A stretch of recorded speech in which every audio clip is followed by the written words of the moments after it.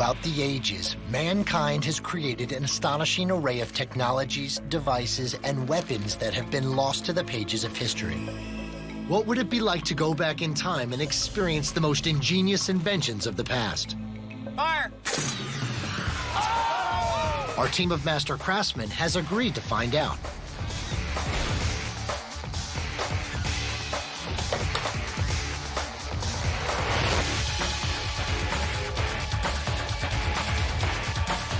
Together, for the first time in history, we've asked the guys at the Scare Factory to bring back to life the most creative, inspired, and deadly inventions of all time.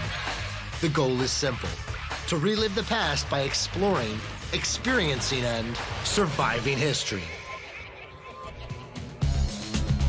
Just outside of Columbus, Ohio, the team at the Scare Factory is preparing for another journey into the world of experimental archaeology. In experimental archaeology, you recreate firsthand with your own hands the devices, the tools that those ancient cultures would have used. That was better. We're taking these elements from history, recreating them, using them, and getting feedback on what that would be like. Bam, living history. That's perfect. Chad and the team are ready to begin a new historical experiment by reconstructing a 17th century English punishment device known as the lyre rack. My big project this week was the Liar's Rack. It was a pretty big project. DJ helped me out doing the steel frame for it. The lyre rack is a 5-sided spindle that the victim sits on. The arms of the victim are strapped above their head, and their legs are tied with weights. Then the operator turns the spindle, beating and shredding the insides of the thighs and sensitive groin area. Historian Meg Matier joins Brian to provide some perspective on the lyre rack. This was our first attempt of drawing how we were going to build this thing. Right. The Liar's Rack is a very interesting device. It seems to be not a device for execution, but probably a device for punishment, for lying, such as slander, libel, or perjury. Dave checks in with the team to find out the measurements of the lyre rack's devastating spindle. This is 11. When it's overall done, it'll be 12. Is that enough? Yeah, because if it's too big, you're right. It's just going to ride along the thighs, and it's not going to hit, I think, what was intended for it to hit. Well, it kind of spreads you out. Mm-hmm. That'll spread me out a lot. Yeah, I mean, any way you do it, it's going to suck. Yeah. I think it was meant for men, but I'm pretty sure I think it'd be just as terrible on a woman. In 1649, English law was heavily influenced by Christian Puritans, who used literal interpretations of the Bible to form public policy. Cruel devices like the lyre rack were often employed by the Puritans, who considered lying a horrible crime. While Chad and his team continue their recreation of the lyre rack, Eric, the shop's art director, and Kermit, one of the team's fabricators, begin a new historical experiment, the Branks. Designed to impede the senses of its victims and hinder speech, the Branks mask was used primarily in England and Wales during the 17th and 18th centuries to punish unruly women. Branks masks were built in all shapes and sizes, and often included a cowbell to announce the presence of the victim. Some versions of the Branks would obstruct the victim's sight and hearing, while others included a mouthpiece, rendering speech impossible. Dr. David Sestak, an expert in emergency medicine, is on hand to enlighten the guys on the medical effects of the Branks. I understand you're in charge of making the Branks mask, That is correct. You're taking away the vision, you're augmenting the hearing, you're having difficulty if you've got this mouthpiece, maybe even handling your own saliva, some of those secretions and your gag reflex. So that could be looks bad. like a pretty, and that could be a lethal type injury, quite honestly. If you were to have an upchucking episode and aspirate those stomach contents. So it's not entirely benign device.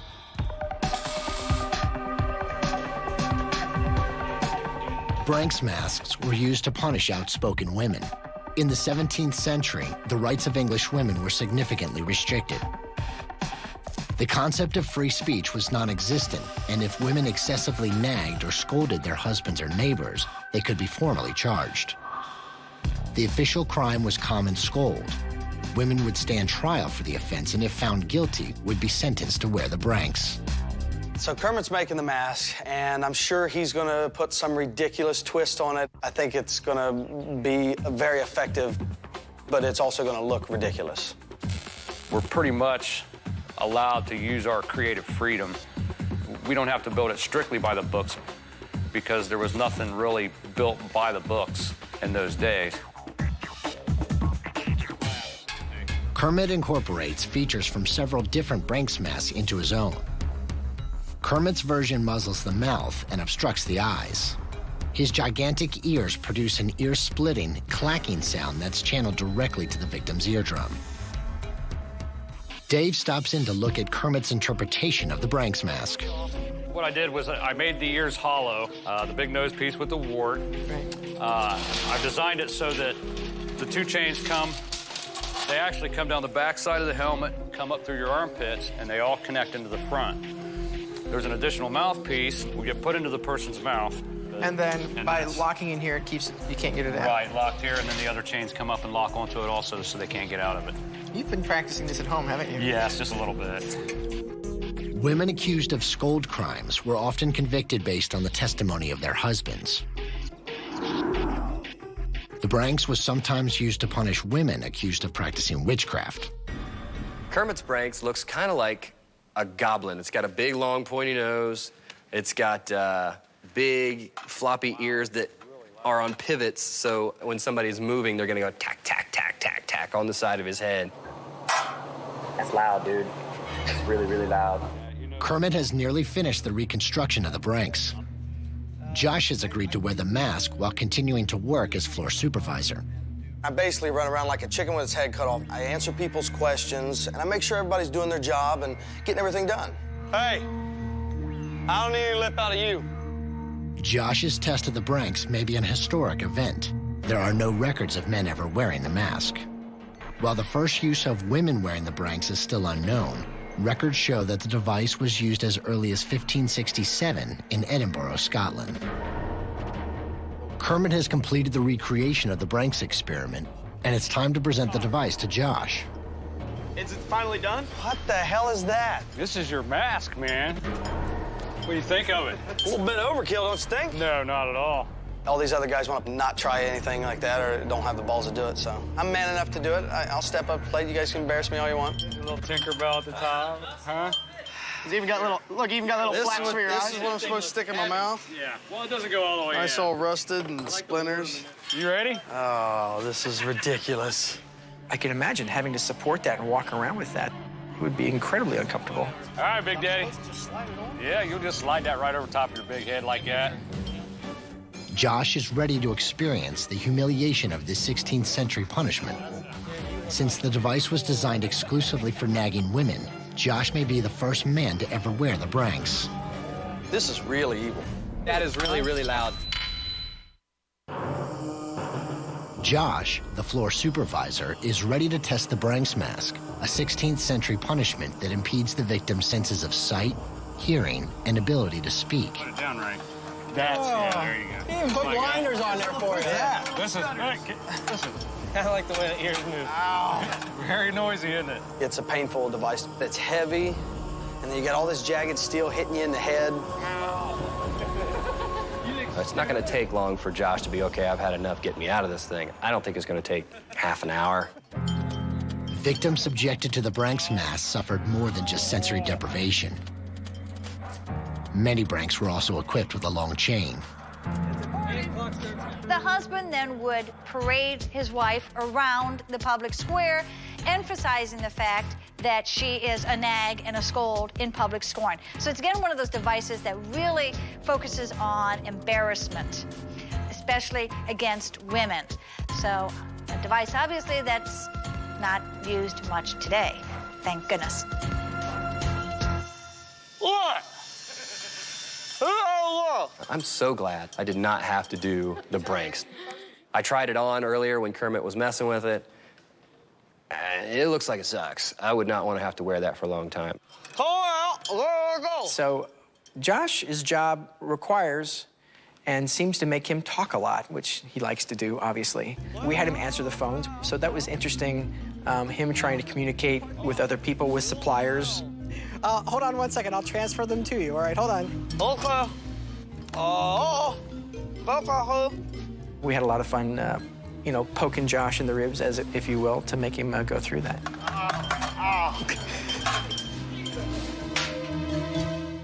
While Josh continues his experiment on the Branks mask, Chad and DJ continue the reconstruction of the lyre rack. That should do it for the steel work. Let's get with Dusty and start skinning it with wood. Probably 24 gauge. I centered this board. The lyre rack was used by the Puritans to punish sinners, particularly those who lied. The Bible repeatedly references lying as a sin, most notably in the Ten Commandments, which specifically states, "Thou shalt not bear false witness." In the New Testament, Jesus refers to the devil as the father of lies. Dr. Sestak meets with Chad to discuss the gruesome damage caused by the lyre rack. The point of the pentagon, when it would rotate, it spreads their thighs, and when the point comes up, it's actually supposed to hit the bottom of the groin, or that's where, you know, from what we're estimating, that's where the damage is supposed to be coming from. Sure, and not to mention that, but also the inner part of the thighs would obviously be traumatized as well. When the victim is on the lyre rack, the thigh and groin area becomes scraped and torn. After only a few minutes, the affected area would be totally raw and bloodied. As the Puritans continued to shape the laws of 17th century England, the lyre rack and other cruel punishments were used to ensure strict adherence to the Bible.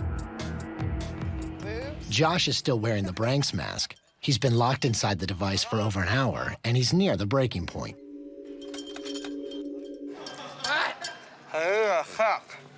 Need a what? You're gonna get sick? Do you need to get out of that? What? Can't swallow. You can't swallow and you're gonna get sick? Chad, I think we need to let him out. His jaw's starting to lock up. 1 hour.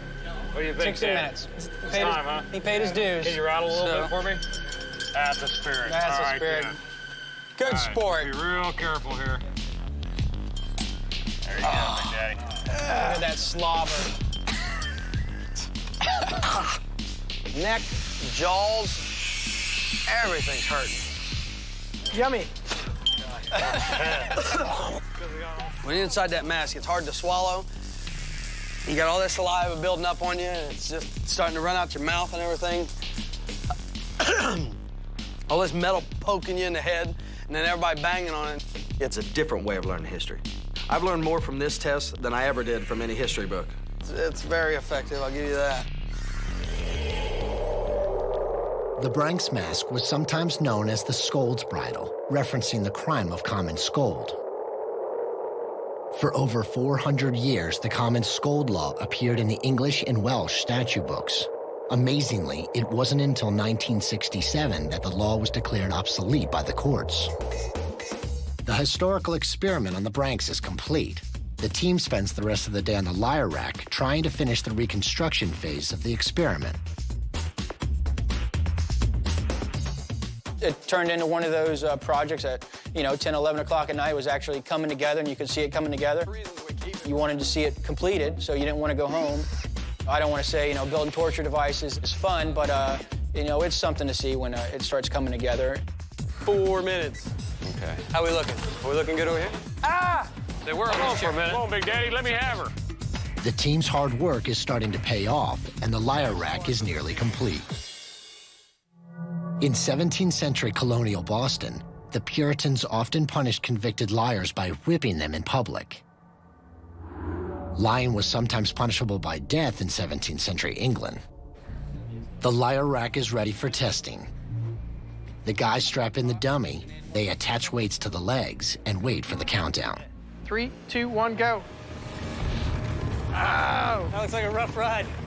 Get it. 8 seconds, 8 seconds. We used one of the dummies that Eric's team provided for the liar's rack, and it gave us a more graphic representation of what's going to actually happen to a victim on it. Oh, my God. That is such a tender area.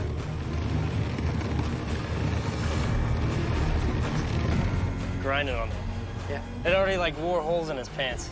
They used gene material on the dummy, and it basically ate through that in less than 30 seconds, you know, just kind of mauled through it. There's the money shot right there. The lyre rack looked like it'd be pretty painful from everything on the waist down. Oh my God, that is brutal. That thing doesn't look like it would kill you or do anything like that. It would just ruin you for a good while, possibly forever. The dummy test on the lyre rack is complete, and the team resets the device for the next phase of the experiment. Dusty, one of the team's carpenters, has volunteered to ride the lyre rack. The safety gear that Brian handed me was a stupid beaver bottom pants thing that one of the art guys made. The art department wanted to have a little fun with Dusty, so they covered his padded safety pants with artificial fur. Brian also supplies Dusty with a protective cup. Climb aboard. All aboard. We help him up. We get him pulled in tight. We get his hands into the restraints. Everybody's ready. Now it's time for Chad to start the wheel. I thought, man, this is gonna hurt.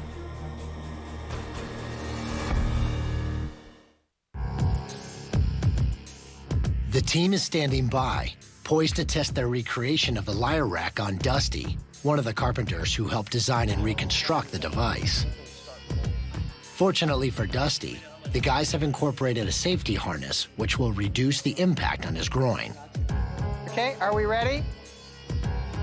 And on 3, 2, 1, go, we'll begin. Oh, okay, 3, 2, 1, go. And then Chad starts going real slow. I'm like, come on, if you're gonna hurt me, do it right.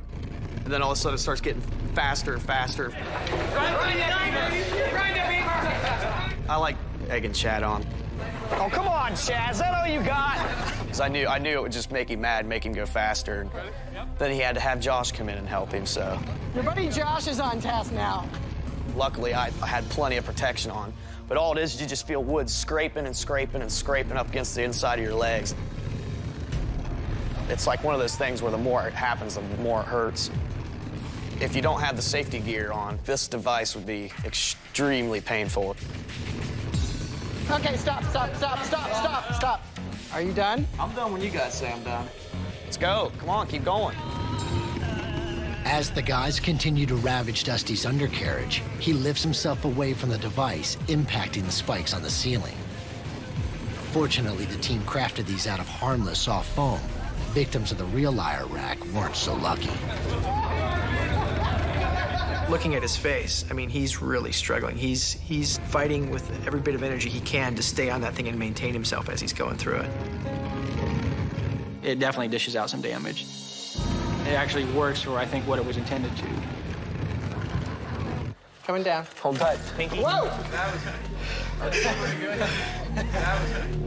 When I first got down to walk it off, it was, I could tell that my legs are going to be sore for the rest of the day.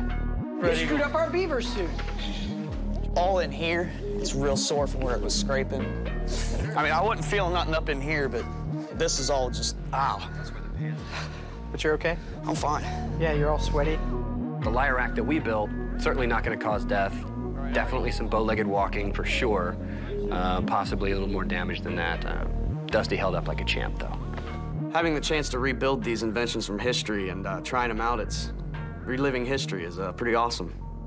The lyre rack was a product of the strict Christian practices of the Puritans, who had a major influence on English politics from 1649 until 1660. When King Charles II restored the monarchy in 1660, many of the harsh policies of the Puritans faded away. The historical experiment on the lyre rack is complete. Brian has been researching another historical device, an ancient hunting weapon, the atlatl. Often constructed with a stick and hook, the atlatl was used to increase the force of a thrown spear or dart. Scholars consider the atlatl to be one of the first tools ever invented by humans. When we first had the idea to do an atlatl, we found out that there was more than one essential way to do it.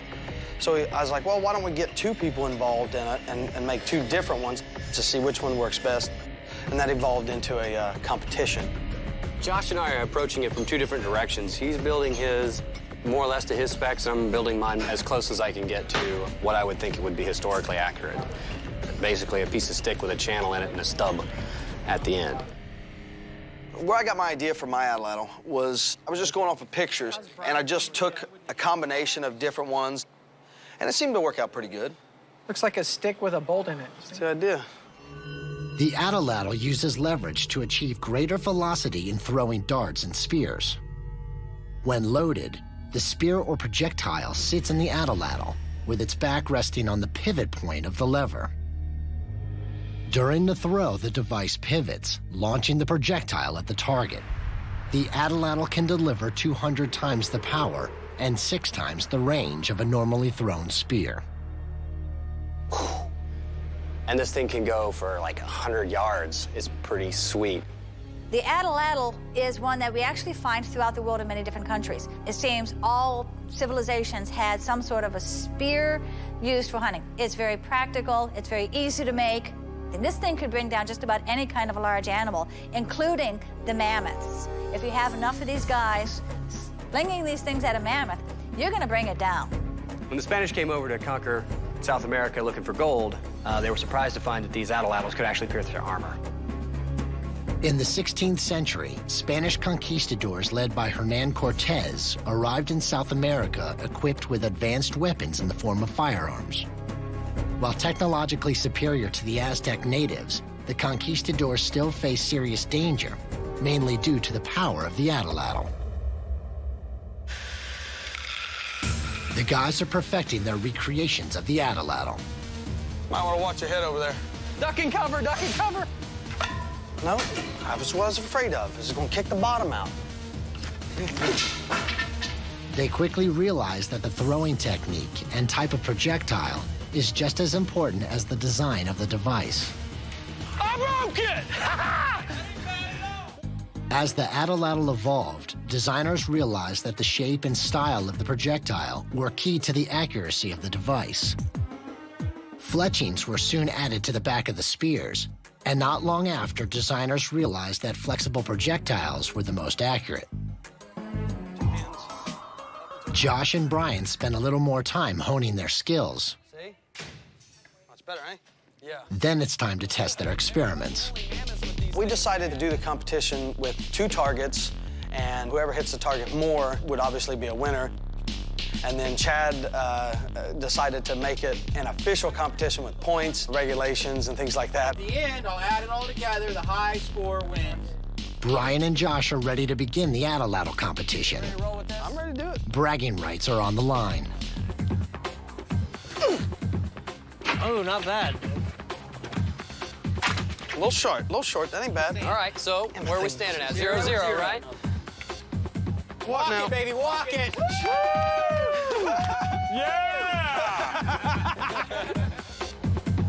Each of us had 3 spears.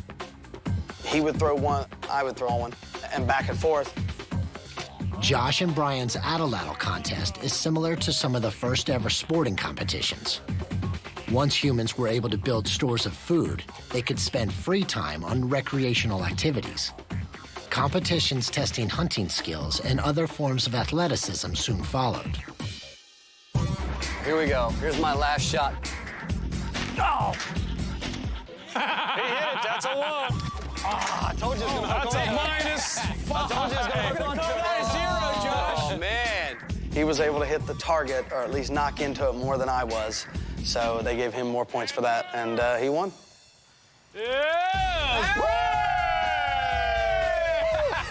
It's great to experience an atlatl.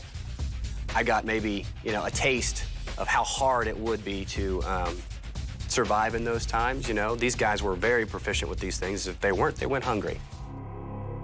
After the invention of the bow and arrow around 1000 BC, use of the atlatl became scarce.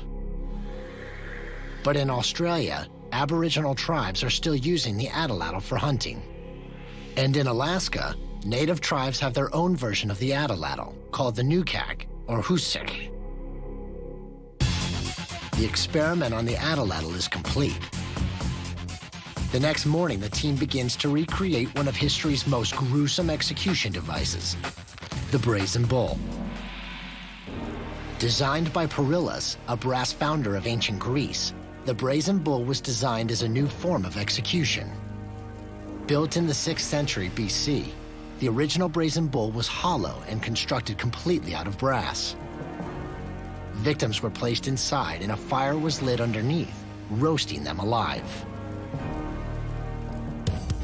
Chad and the team meet to discuss the design and construction plan for the bull. So, figured I would have Dan get started on the Brazen Bull. Yeah, he can build a horse a lot faster than anybody.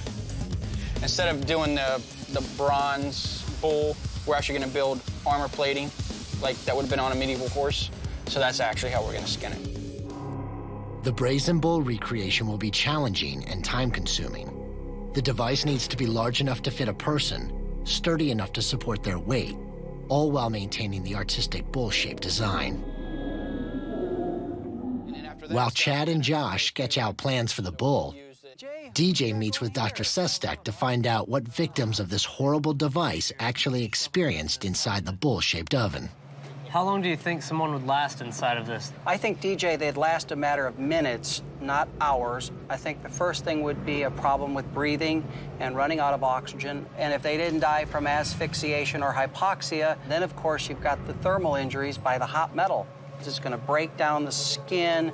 You're going to lose all of your ability to thermoregulate once the skin's been hurt. So it would be, an end point would be no different than any other flesh that's cooked.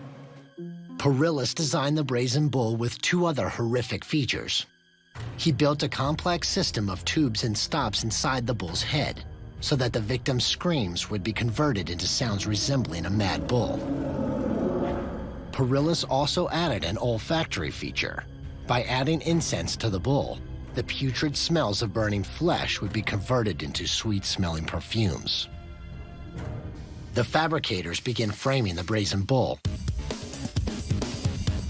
We'll basically bend 1/4-inch wire and use our eyeball as a level and a square and a tape measure and everything else. You basically put it up there and you tack it, and if it doesn't look right, you got to cut it off and you grab another piece and bend it. We got a couple more hours worth of this, then the sheet metal should be here, and then we can go ahead and start putting the skin on it. After receiving the Brazen Bull from the brass founder, King Phalaris asked Perillus if the device had been tested. When Perillus replied no, the Mad King tricked him into climbing inside the device. Once trapped inside, a fire was sparked, making poor Perillus the designer and the first victim of the Brazen Bull. The team continues the construction phase of the experiment, but there is still one more historical recreation left to tackle: the pillory. One of history's most famous and humiliating devices, the pillory confined the victim's head and hands inside a set of stocks. These stocks were mounted on a large stage, usually located in a public place. The pillory is obviously a popular device because it was simple to construct, simple to maintain, simple to use, and readily visible as an implement of deterrence. The Puritans' restrictive policies deeply influenced the work of author Nathaniel Hawthorne. In Hawthorne's novel, The Scarlet Letter, Hester Prynne is publicly humiliated when forced to stand before the townspeople in front of the pillory. The team meets to discuss the recreation of the device. We're gonna need a hinge, all right? Some big medieval-looking gate hinge or something, one end, and then on the other end, a latch. And then I think what would be cool is a medieval-style lock. There's got to be a lot of bracing on this because the person that we're going to put in this probably doesn't want to be here. Make sense? Yep. DJ and the other fabricators get back to work on the Brazen Bull, and Dusty takes charge of the pillory experiment.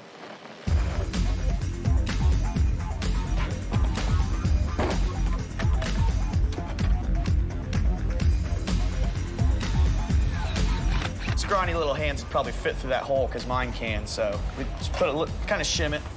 Yeah, there's no way in hell I can get my hand out of that. Not without breaking something. That's awesome. Quick fix.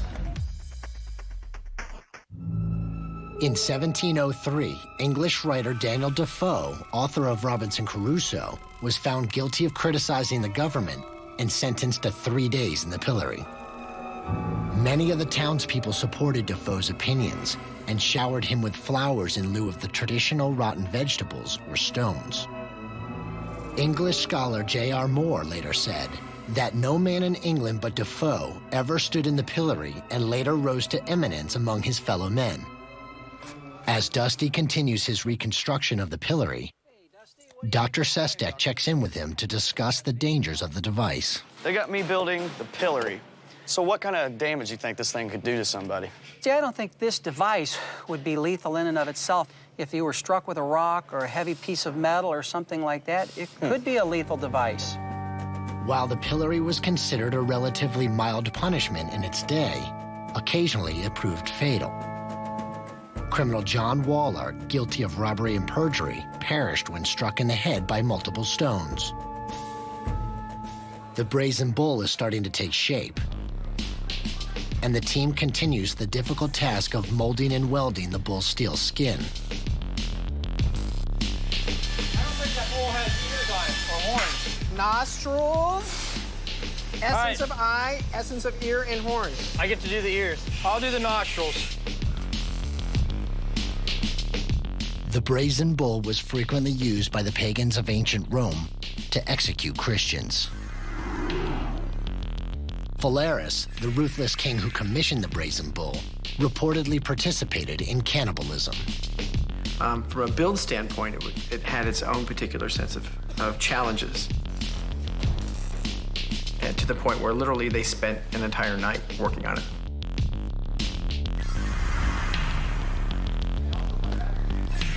I'm exhausted. We've been working on this bull for an extremely long time. This is by far the longest time-consuming thing that we've had to do so far. We don't even know if we're gonna get it to work properly. We're pushing ourselves past the limit. Once rumors of the horrific brazen bull spread through Europe, other cultures had their own versions commissioned. Texts suggest that the Greek city-states of Rhodes, Gela, and Crete all roasted criminals alive in their very own brazen bulls. The next morning, Dusty puts the finishing touches on the pillory. Dan, one of the shop's designers and resident troublemaker, has agreed to be the test subject. We're gonna put Dan the Bastard in this because his name says it all. He is a bastard. So this is probably gonna be the best device to put him in. Dan really messes with people. To me, he comes across that anything you can do, he can do better. I can't even work with this people, man. He likes to see how far he can push somebody. His idea of funny is making somebody else not feel good. As far as putting Dan in this, I don't think it'll shut him up for good, but it'll at least give us all some satisfaction.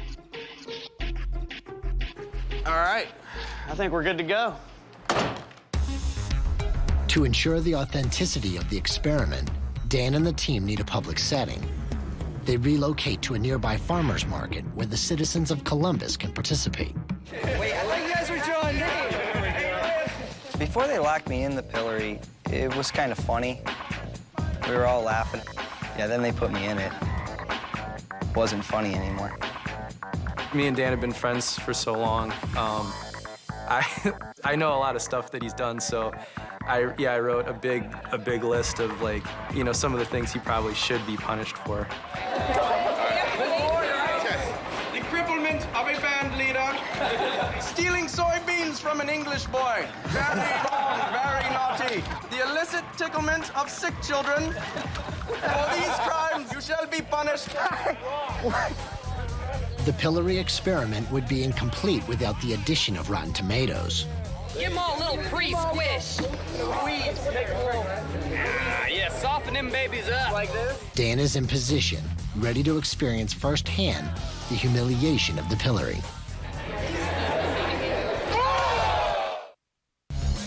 Dan, one of the fabricators at the Scare Factory, has agreed to place himself inside the pillory while local townspeople pelt him with insults and Rotten Tomatoes. When I saw that I was going to be put in the pillory, I didn't get real anxious about the whole experience until I got hit with the first tomato. And it quickly went downhill from that point on.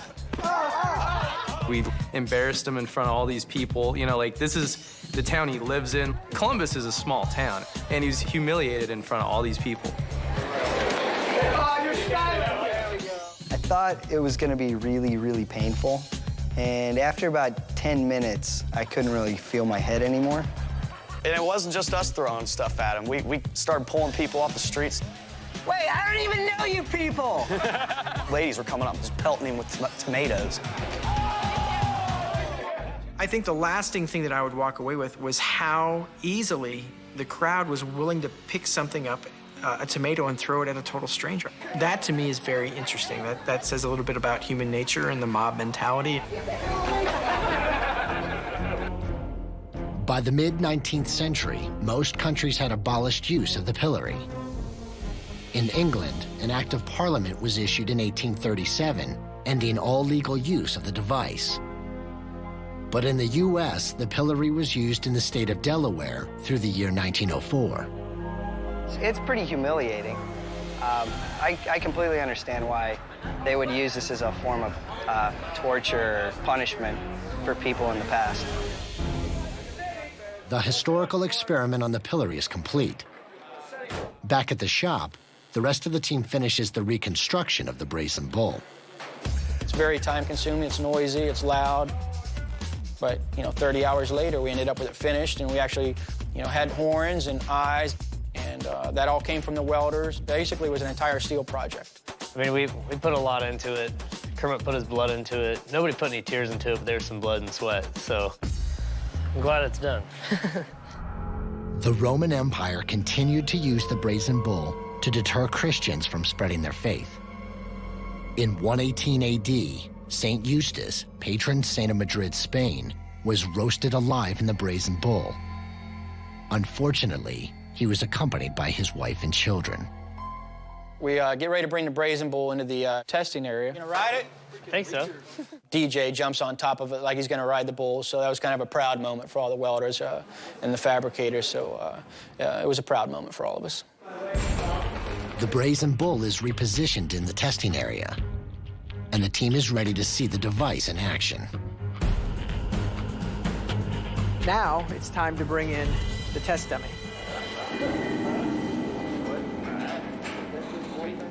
We certainly wanted to show what would have happened to a test body inside. So the art guys built a practical body that we could put in. There you go. You'd be literally fed into the side of this thing, and then we'd build the fire in these. Shall we close him in? Absolutely. Let's do it.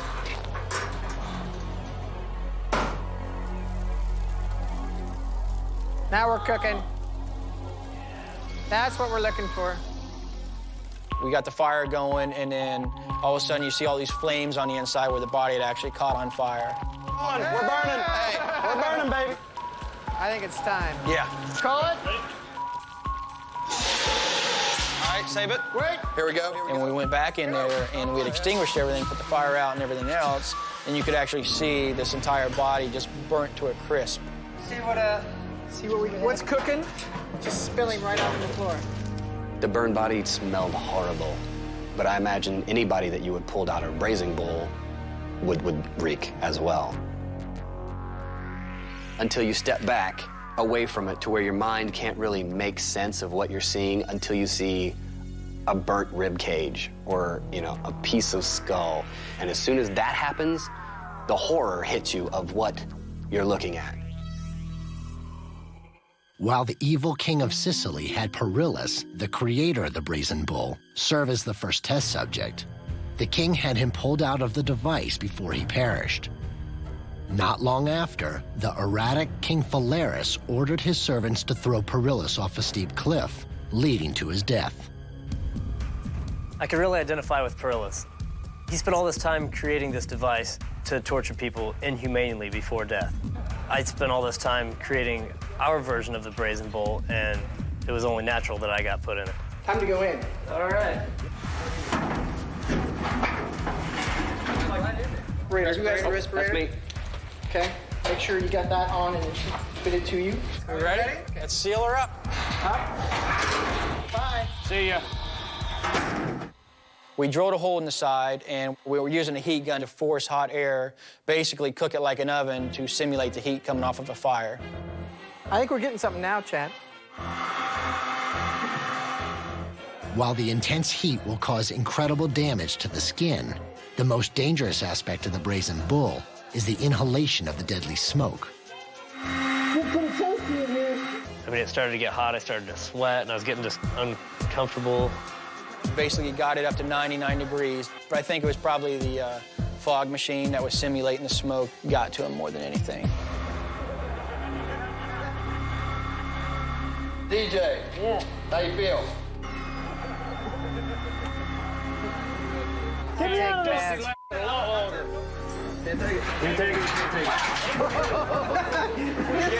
That is warm in there. And the smell's not real good either. What is that smell? Yeah, like these guys are, wow, it is. Man, it's like, whew. Man, I mean, I'm definitely not a claustrophobic, but I mean, I don't like being in there with that heat and that smoke. It was terrible for myself being in there, just with the heat gun. I couldn't imagine having an actual fire underneath the stomach of that bull. It's so inhumane that people actually spend time sculpting something so beautiful for something so terrifying. King Phalaris continued his tyrannical rule of Sicily for several more years, until his regime was overthrown by King Telemachus in 554 BC. As a punishment for his cruel dictatorship, Telemachus sentenced Phalaris to death by the Brazen Bull. History is kind of trial and error, because that's part of the process. We want to see what it took to really make something like that happen. That's how we get from, history to now. It's kind of interesting being part of that process.